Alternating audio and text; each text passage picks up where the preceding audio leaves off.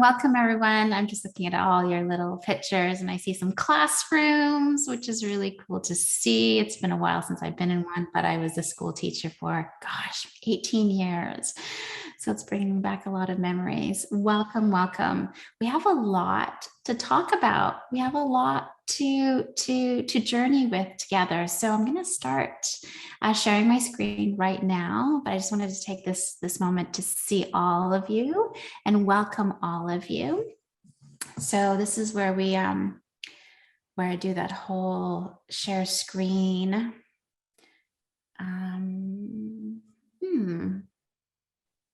I wonder if I can share the screen. Hold on a second. It worked before. Who can share? Host only. Sarah, I might not be able to share. It's not giving me it just made you the host. Oh, there we go. Thanks, love. I see it. Great.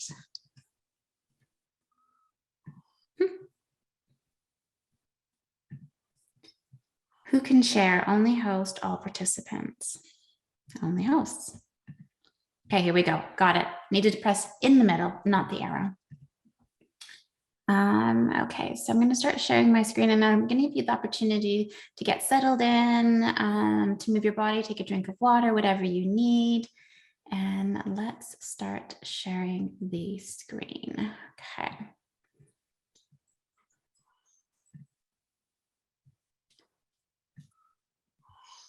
Okay, present. Here we go, everybody. So hopefully you can see me. I see Sarah on my window, but I'm hoping that you can see me. Let me know in the chat if you can see me in your screen, because there'll be some interaction. I'll be modeling things and I'd love for you to be able to see me. I can see. Great. Thank you, Katie. Thank you, Tara. Thank you, Beth. Amazing. Okay, let's get started. Conscious education. So I am so incredibly honored to be here sharing this space with you. And I also want to acknowledge you for signing up and acknowledging you for being here live and also watching the recording.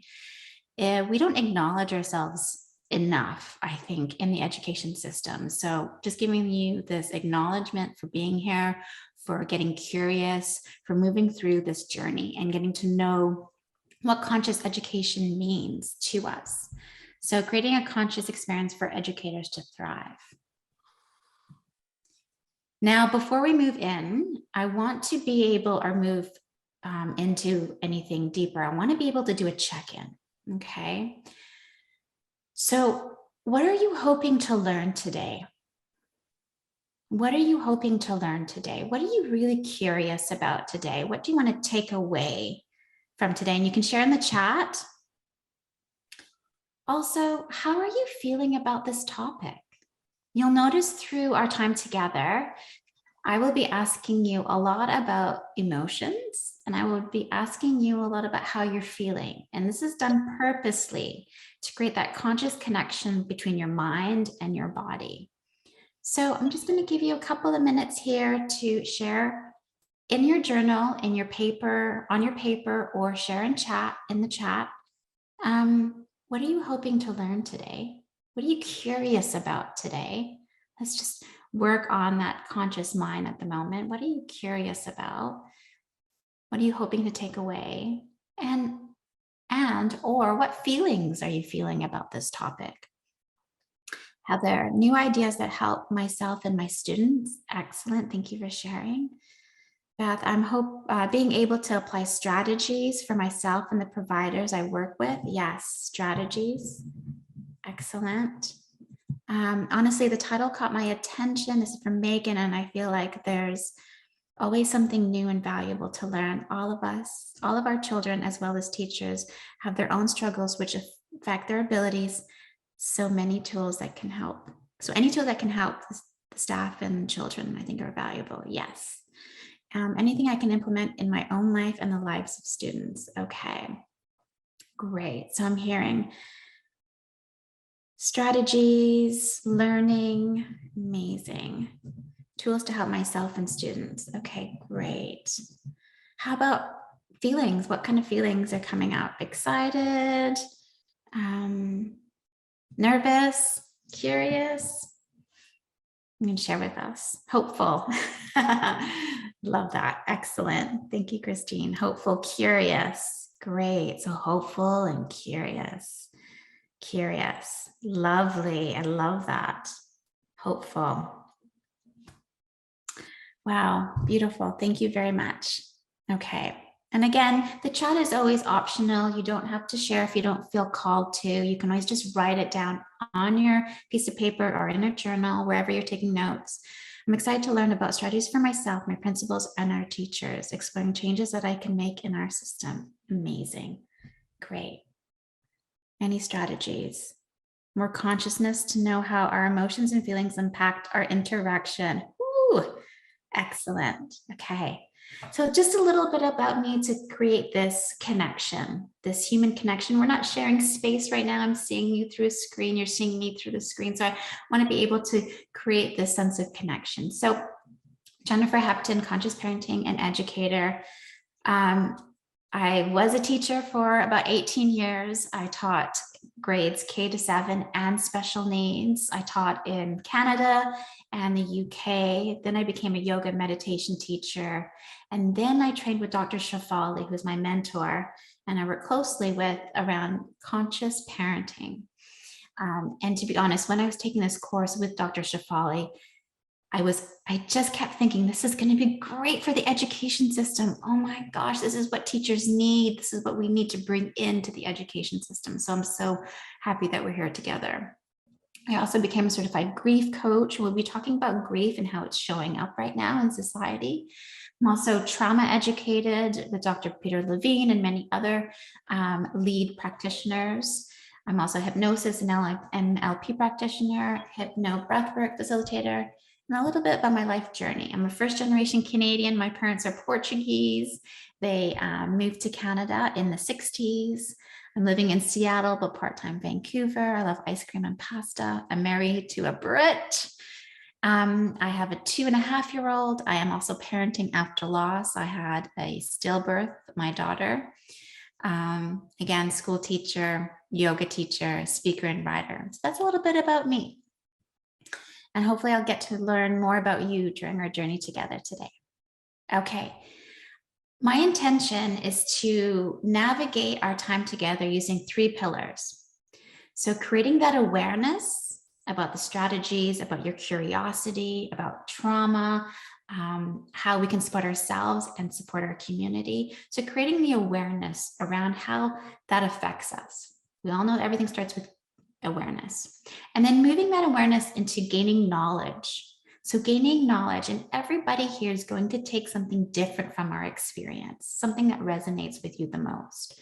And this experience is going to support you as you support yourself, as you support your peers, as you support your students.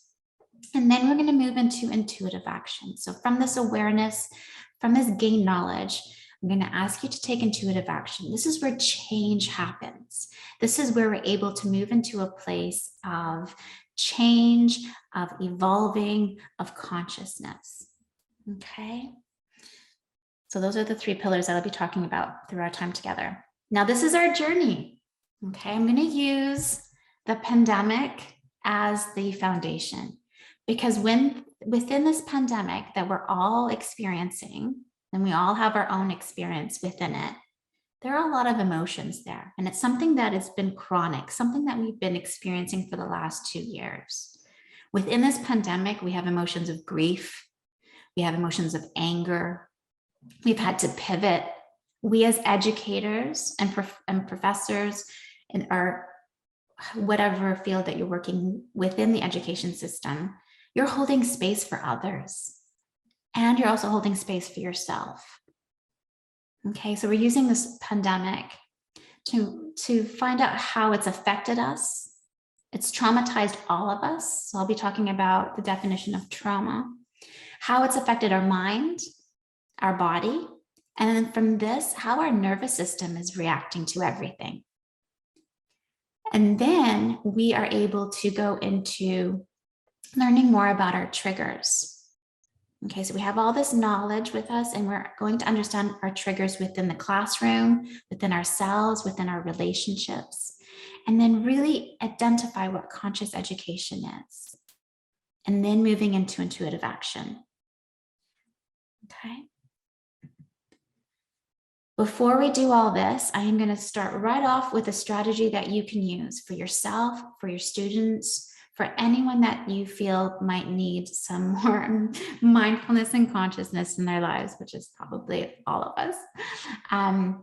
So the two tools are meditation and anchoring. And meditation can also be breathing and breath work. Okay. These are two tools that you can use in the classroom. And it doesn't have to be something that's scheduled in your timetable. This is where intuitive action comes in. When you see that your students are not feeling safe, you see that yourself is feeling triggered, or your students are feeling triggered, or you feel like your classroom is feeling dysregulated, or your teachers are feeling dysregulated, you intuitively take action to meditate or to breathe. And you'll understand why when we talk about the nervous system and the impact of trauma on our brain and our body. So when I was a school teacher, I used to do meditation breaks, but I used to schedule them. I would do that differently now, knowing the nervous system more. I would just intuitively put meditation or breathing breaks or rest breaks whenever it's called for. And it may be twice, 3 times, 4 times in the morning. It's whatever intuitively you can see is happening within your classroom. That's being conscious and mindful. So a meditation could be a visualization. You can see a little image of Insight Timer. It's a great app that you can download on your iPhone or your iPad to use for meditation. There's also several other ones that you could use as well. But we're actually going to take a moment here to breathe together. So if you haven't done meditation before, you might feel something come up in your body like, oh, I don't know if I can do this. That's okay. That's totally normal. Let me know if you use meditation already in your classroom in the chat, if you wanted to share that as well. But right now, before we go into anything deeper, because we are going to be talking about trauma and triggers, I'm going to take this time to really connect with our breath and our body. So whenever you're ready, I'm going to ask you to put your pens down. And if it feels comfortable and if it feels safe, to close your eyes or soften your gaze and to get comfortable in your chair or wherever you might be. And what we're going to do is we're just going to take a few deep breaths. That's all we're going to do right now. But they're powerful.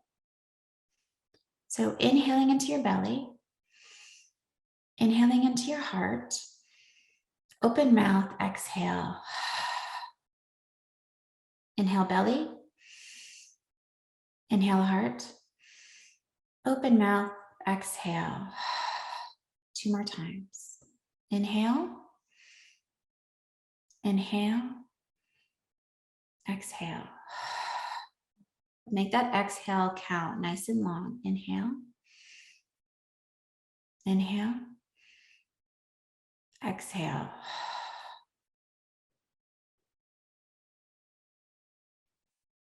Now slowly opening your eyes, and the anchoring that can happen after meditation or when you feel dysregulated or overwhelmed with emotion or trigger is just looking around the classroom or looking around your room or office and just anchoring yourself in the present moment. So looking around, labeling things like window, water bottle, book, flowers, and just taking the time to anchor yourself so that, again, your eyes, your mind, and your body are becoming more integrated. Okay, so those are 2 really, really great tools to use already. Now that we've connected with our breath a little bit more, just really quickly, how has the last 2 years impacted you as a person and professionally? What emotions have you felt? What fears have come up? What have you had to grieve? I'll just give you a minute or 2 to write that down. And my intention behind this is to label. Dr. Dan Siegel has this beautiful strategy about labeling or naming it to tame it. So we're naming our emotions, we're naming our fears so that we can tame it, so that we can feel it and see it. Again, you're more than welcome to share with us in the chat or just write it down. Anything that's coming out without attachment, without judgment.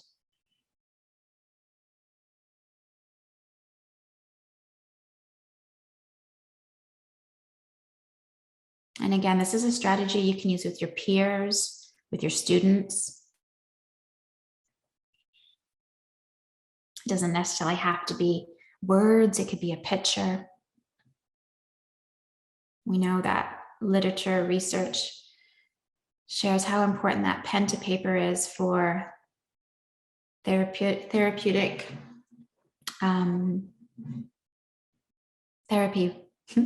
for our brain. Therapeutic, that's what I meant to say. It's therapeutic. I'll just give you another minute. And of course, this is something you can come back to. And I would welcome you to come back to it. I would invite you to come back to it after this time together.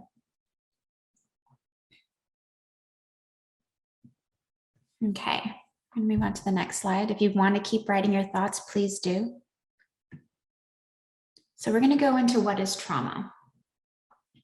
Now, I want to be sensitive to everybody here. We all come to this experience together with our own emotional history, with our own legacy. And so I am going to be as conscious of that as possible. But if any time you feel that you are being triggered or you feel like something is coming up, I'll give you permission if you need it to step away and come back. So we've been through a global pandemic, as we all know, and this has made an incredible impact and has changed our brain and just changed life, as we know. We're very adaptable beings and we're very resilient. However, this has changed all of us in some way. And because of that change, a lot of people have experienced traumatic events. Maybe a death of a loved one, someone near you got very sick, perhaps you have been very sick, and even the emotional strain it puts on us as educators is huge, huge. It's traumatic. It is traumatic.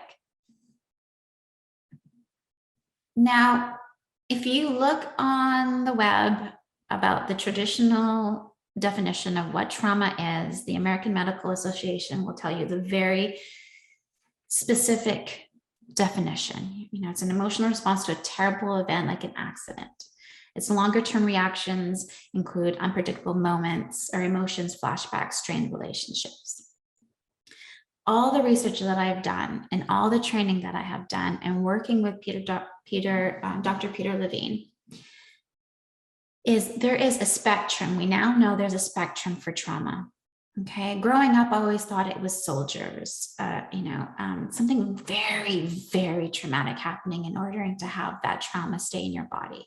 But we now know there's a spectrum. There's emotional trauma that can be neglect, that can be trauma from our childhood of not having a parent that is showing up for us physically, not showing up for us emotionally. And there is trauma in what we've experienced in the last 2 years. And I want you to really think about your own experience, but also be consciously aware of your peers and your students' experiences. We've all experienced this in a different way, but there's always this impact of trauma that's happened. Now, trauma, according to Dr. Peter Levine and a lot of the research that's coming out now, is that it's an event that happens to us where we are not ready for. We are not prepared for. We do not have the tools for. It could be something that chronically is continuously happening to us. And so our body is not able to process it. And so what happens is it gets stuck. Our nervous system gets stuck. And we get stuck in that place of trauma. And it gets buried into our body. And I'll talk more about that as we move into the effects of our brain and our body. And triggers. Okay. And if you have any questions or reflections, okay, thank you. Why are teachers leaving public education? I'm just reading the chat here. Yeah, there's a lot of anxiety and anger and sadness to deal month to month. So the trauma that I'm going to be talking about in our journey together, in our experience together, is the trauma of uncertainty. Okay, the trauma of uncertainty. When we are always having to go to work, or we don't know whether we're going to work or we're going to be in front of a screen, or what we're going to do, or if we have to homeschool, or we're wearing a mask, or do I need to get another booster? Our body starts to go into this chronic sense of hypervigilance because we're always in this unsafe environment. The uncertainty, the chronic uncertainty from the pandemic is causing that trauma. And the grief that's coming from the pandemic is causing the trauma for yourself and for your students and for your peers and for your loved ones. But grief shows up in a lot of different ways. Grief will show up in anxiety. Grief will show up in anger. Grief will show up in loss of memory. And I'll talk more about that with mind and body. And so again, there's a lot coming up. There's a lot of things that are unsafe in our world right now. Hence, it's traumatic. Okay, let's talk about the trauma in our mind. And so this is the knowledge and the awareness that we're creating right now. I'm going to show you a video link here. So it's going to take me out of this presentation. So let's say you have to read an incredibly long email from your boss that you And have of to finish course, before the big meeting starts. let's skip the ad. The more you understand how your brain works and how thoughts and emotions interact, the more control you can have over your thoughts and emotions. It's your brain. It's time for you to start controlling your own thoughts and emotions. So let's talk about how thoughts and feelings interact. We're going to break it down using a visual, the hand model. We're going to use our hand for this. Your thumb, folding it in, is the middle of your brain, your amygdala. Your fingertips, folding it around, is your prefrontal cortex, the front of your brain. We'll come back to this in a second. Our amygdala is really important in serious situations. For example, if you see a fire, it alerts you into action. It cuts off access to your prefrontal cortex, where you think and reason, which is great. You don't need to calculate just how long it will take for the house to burn down. You just need to move.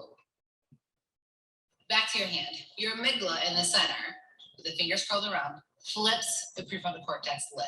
Flip the lid. Try it with me. Put your thumb in the middle, hold your fingertips, and force your fingertips over with your thumb, the amygdala. This could save your life in the fire situation. So we need our amygdala, but here's the problem. Your amygdala makes mountains out of molehills. So when there isn't a fire, and just say a pop quiz, your amygdala may react the same and flip your lid when there's no need to. When your lid is flipped, that's when your thoughts and emotions become muddled. When this happens, it means your thoughts are driven by your amygdala, and they are often distorted. This can fuel your worry or anxiety. So your lid is still flipped, and you need your prefrontal cortex to perform well on that pop quiz. So you have to find a way to get the prefrontal cortex to come down so you can think and reason. Bringing your lid down is tough for all of us. We'll dive further into that next. All right, let's close that.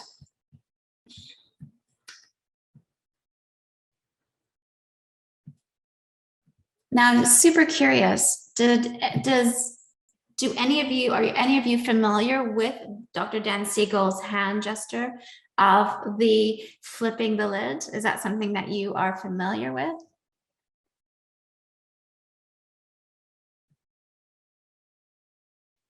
Yes, great. Yes, amazing. Great. Okay, so I'm going to ask you, yes, Heather, Jennifer, Don, okay, amazing. This is great. So I'm going to ask you to do that with me, okay? This is trying to make this kinesthetic as well, as we know. I am familiar with it. They demonstrated in conscious discipline as well. Great, amazing. So if you take your arm and you take your thumb out, and this is the amygdala. So the amygdala is our primitive brain, our survival. It's where we have emotions like anxiety and fear.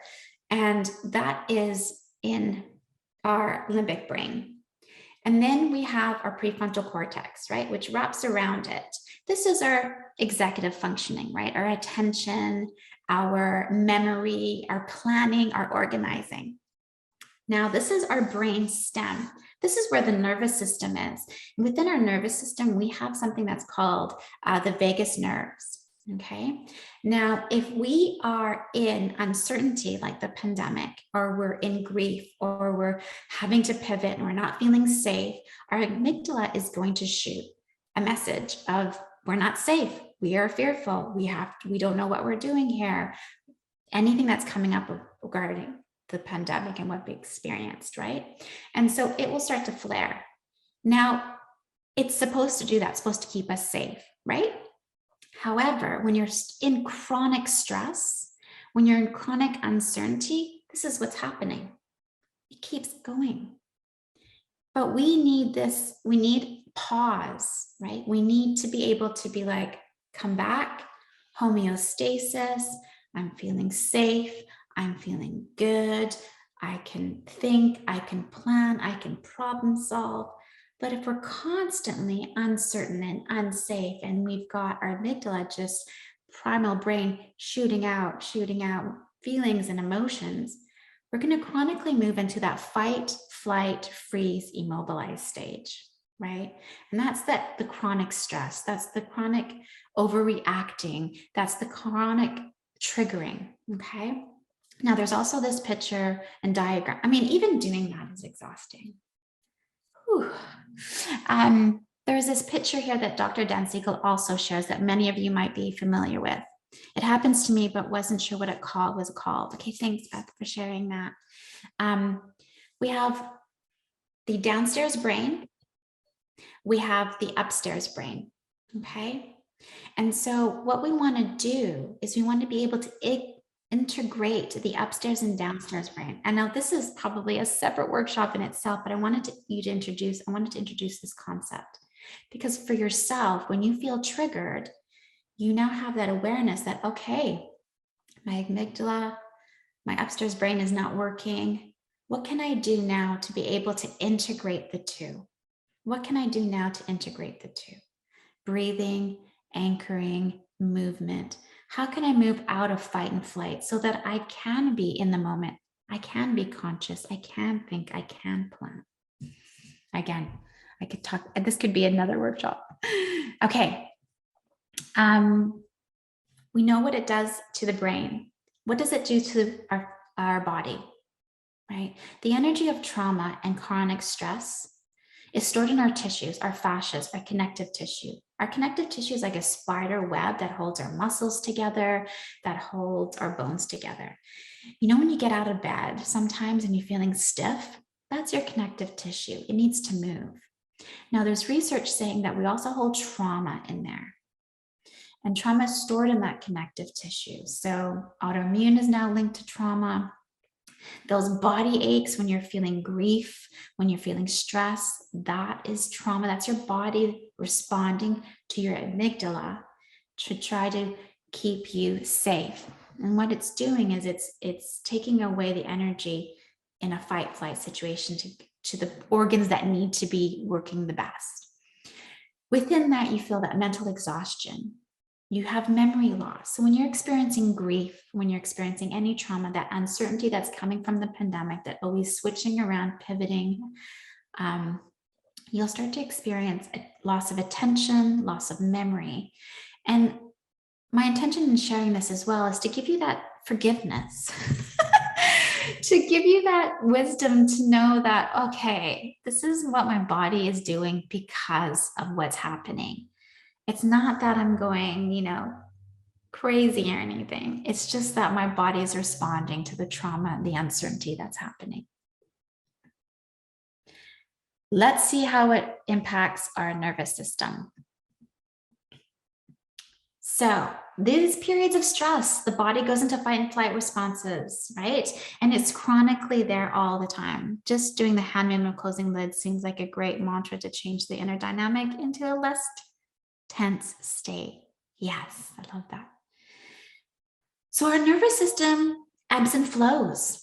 It's like if you can visualize a river and there are banks, right, on both sides of this river.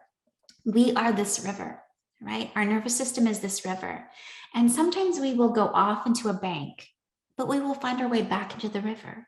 We go off into the bank, we find our way back to the river, right? The window of tolerance. Our self-regulating is called the window of tolerance, right? And we move in and out of this several times a day, especially in the classroom when you're holding space for all these children with different childhood histories and childhood moments and different personalities. And I also want to remind you that everything we're learning here, our students have the same kind of trauma affects their brain and their body the same way. So it's not always the behavior, our behavior and their behavior. There's always something underlining it, right?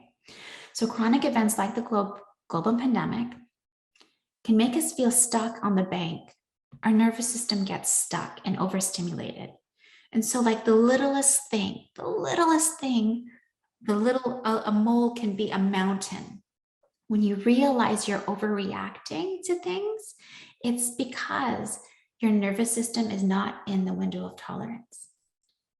You've not come back to that riverbank. You've not come back to that river. So you might start feeling anxious, angry, unsettled. And you're quick to react because when you move into that fight and flight. Now, just really quickly, this is our nervous system. Oops, nervous system went on top. And I just wanted, this again can be another workshop. And a lot of you may be very familiar with Dr. Stephen Poige's, I can never say it, polyvagal theory. So this is your nervous system. Okay, so we've spoken about the pandemic, the grief around that, the trauma, the effects on the brain, the effects on our body, and the effect of our nervous system. Okay, we have a ventricle vagal. That is where you are in the riverbank. That is where your students are in the riverbank, and you are calm and collected, and you can learn and you can remember and you can hold conversations.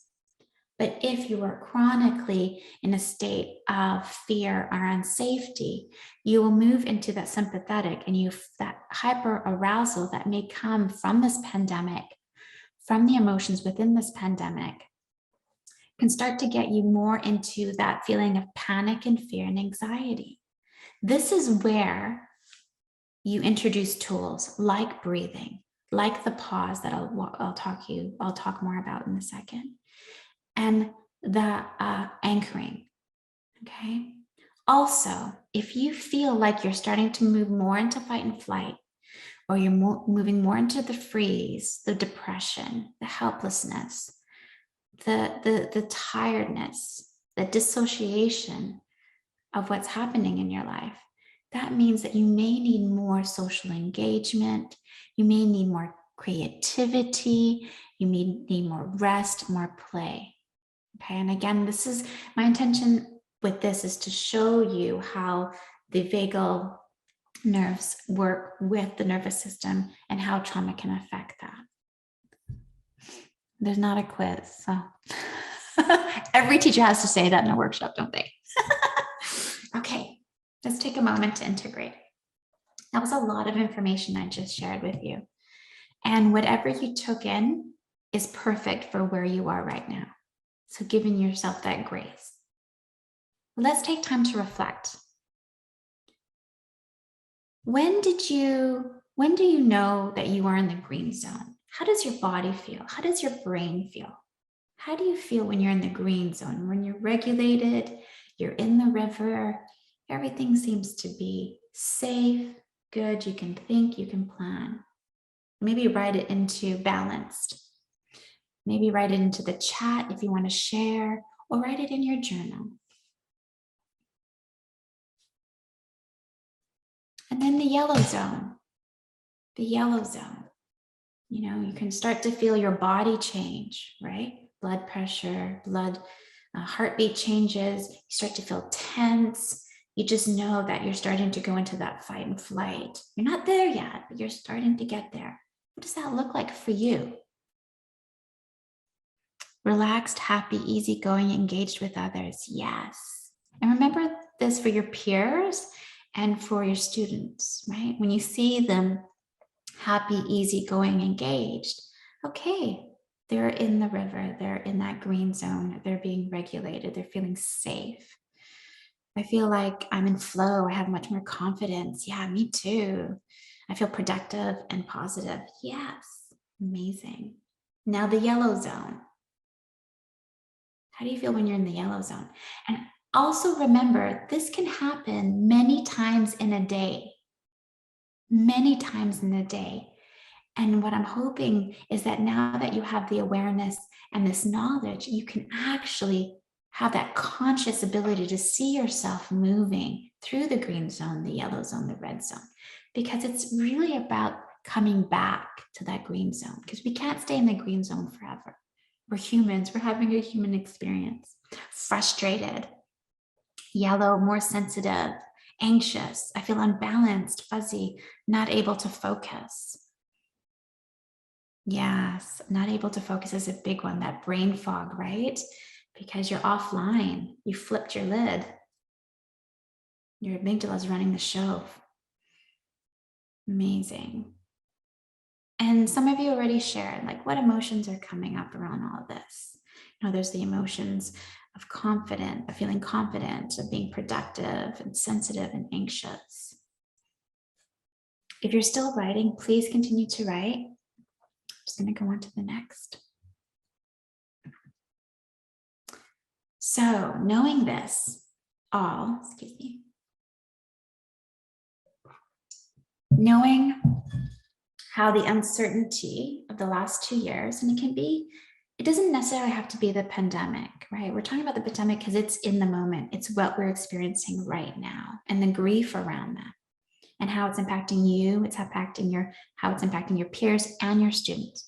But there can also be childhood wounds, childhood trauma that we as educators are bringing to the classroom unconsciously, that our students are currently experiencing, that we are unaware of until we understand our triggers. So conscious education is when we are aware of our triggers, our emotional state, and we can emotionally regulate and be present to consciously hold that safe space for our students, and importantly for ourselves. Safe is in quotations because as much as we try to create that safe space, we still don't know a lot of our triggers, and we still don't know what emotional legacy our students are bringing to the room. So we have the intention of creating as safe space as possible. Okay. Triggers. So we have these wounds, we have this nervous system that's feeling stuck. We can easily get triggered. We can easily be in a place where we will be triggered by our students, we will be triggered by other teachers, by parents, by our loved ones.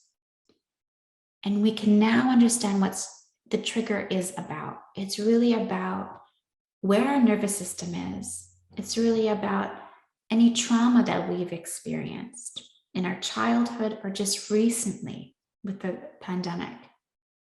And so when you walk into a classroom, or you walk into an office, or you walk into a school, or you are in a Zoom meeting, and you feel that your body is reacting, or you feel that sense of fight and flight or freeze or disassociating, which is really just shut down. You know how many students just shut down because they're being triggered by something they're not feeling safe? I want you to become more aware of that now. I invite you to become more aware of that. And know that it's more to do about your state and where you are with your nervous system and with your own trauma. Okay. So can we stay, when you get triggered, can we stay, or when we get triggered, we can stay in a reactionary energy, or we can take a deep breath and stay regulated, or stay in regulation. Okay. So watch how you feel and react to a student when they say something, when they do something, who is triggering you. And ask yourself if you can hold that space, or you have to, or observe if you move into reaction, that quick reaction. Because the one most important thing I've learned through conscious parenting and conscious living is that when we feel that anger or that dysregulation, it has everything to do about you and nothing to do about the student or the peer or the other person. And I know that feels edgy for some of us to hear, but it really is to do about our own trauma, our own wounds. So being just consciously aware of that right now, that's all we're doing, is we're creating awareness and just touching the surface. So I invite you to watch how you feel and react, okay? And can I respond to this in a safe way? Or do I feel like I'm going to react, right? Am I reacting or am I responding? Am I reacting or am I responding? If you feel like you're going to react, then you need to take yourself out of that situation. Make sure everything's safe. I'll talk to you about like a sequence and strategies that you can use and share with others. And this will help with everything in your life. So in order to stay in the ebb and flow state, we need to be in that window of tolerance, right? So what brings me back into this window of tolerance? First, I'm being triggered. Is this triggering a wound, trauma, or is my nervous system just chronically on right now? Like, am I just really tired? What do I need to do to get back into that window of tolerance? I always share that triggers can be post-it notes to how your nervous system is. And we need to reflect and look into it deeper. There's always this negativity around triggers. And I really want to take that away, because I feel like triggers are really invitations to get to know and understand us better. All right, intuitive action. Just checking the time here. Okay, I want to be able to leave some time for question and answers, if possible. So intuitive action, awareness, knowledge, intuitive action. Let's say after this workshop, you go into a classroom or you go into a situation where you notice you're being triggered. Notice your body's reaction, because we now know that when we're not in the window of tolerance, or we now know what trauma does to us, that uncertainty of the last 2 years, that our body changes. So notice, am I reacting? Am I going to fight and flight and freeze? Pause. This is like the magic moment, the magic strategy. It seems so simple, but it's so hard in the beginning, because we quickly go to red, we quickly go from yellow to red, and we don't even have time to pause or breathe, right? Because the amygdala is just taking over all the reasoning. So take that moment to pause. When you pause, I'd like you to make sure it's a safe environment. Your students are safe, you're safe. To connect with your breath like we did in the beginning. Just take one deep breath. Research shows that allows the flip your lid to start to integrate. Your brainstem, your vagal nerve, your amygdala, downstairs brain, upstairs brain starts to integrate. Breath, breath, breath. And then anchor yourself in the moment. Okay, these two students are having a challenging time, or this student is not listening to what I'm asking them to do. Anchor and narrate the situation to take out the emotion from it. And be as present as you can be in that moment. Take yourself out, which sometimes can be really hard when we're feeling exhausted and tired. I can understand that. There's got to be grace, and there's always a time of repair. Reflect. And as an adult, as someone who can regulate, because if we have students, children, they are able to regulate. I mean, I say that, to be honest, there's probably a lot of adults that have a hard time regulating. But one of the most powerful things you can do in that conscious education and that conscious energy is to always go back to that moment Maybe at night when you have some time to yourself and go, wow, I really was triggered at that point. Why was I triggered? What about that situation triggered me? And then take that intuitive action, because with intuitive action comes change.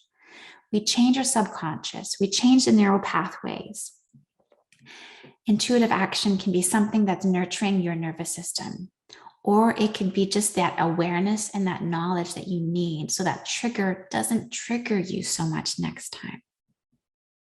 So this is a sequence of thoughts, a sequence of neurological pathways that you could take. The more you do it, the more automated it is for you. And again, could do another workshop on this. So hopefully this will give you something that you can use today, right now. All right. Before we end our time together and move into question and answers, I want you to take a moment to integrate, a moment to think of a situation that maybe came up whilst we were talking about all this together, conscious education. And I'd like you to create 4 squares on your piece of paper. And I would like you just in each square a point. What did I gain awareness about? Did I learn some strategies? Did I satisfy some of my curiosity? Are there some changes that I can make? And then move into the knowledge. What facts have you taken from this experience? You know, oh, flip the lid, upstairs, downstairs brain. Oh, memory. Okay, if I'm grieving, there's loss of memory. Physiologically, my brain, my body changes. Okay, oh, the definition of trauma is different from what. So taking a fact away. And then what intuitive action are you going to implement based on your awareness and knowledge? What intuitive action are you going to take based on your awareness and knowledge of how trauma affects brain, body, nervous system, triggers?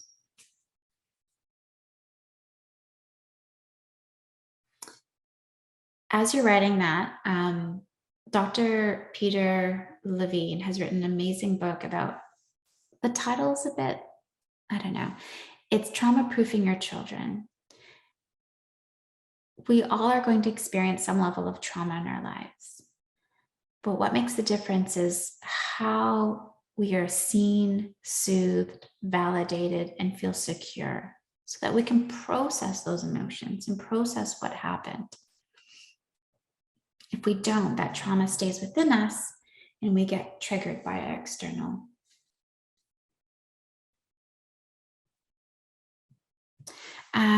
Katie, I feel that educators are not always given the space and time to ensure that they are responding rather than reacting when triggered.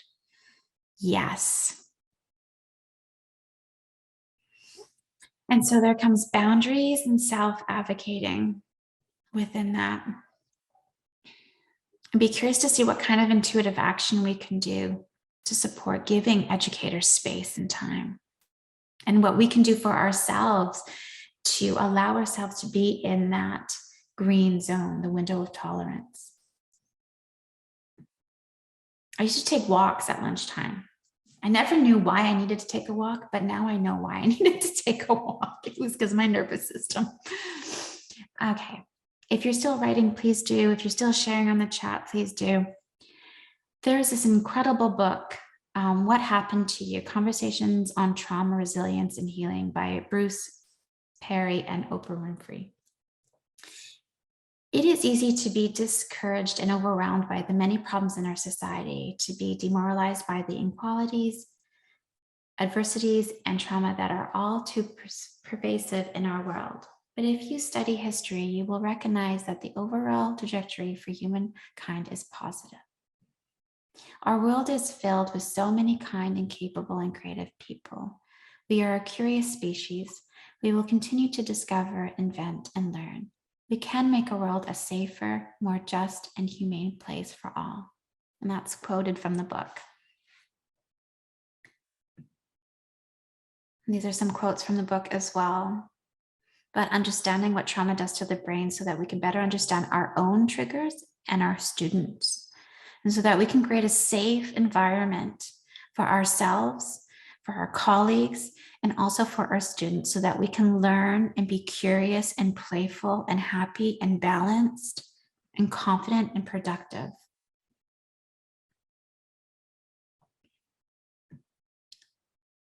All right. Thank you for being here. An incredible honor. I know I went through all the information quite quickly, but I wanted to give you some awareness and some knowledge to help you move into your intuitive action as a conscious educator for yourself, for your colleagues, and for your students.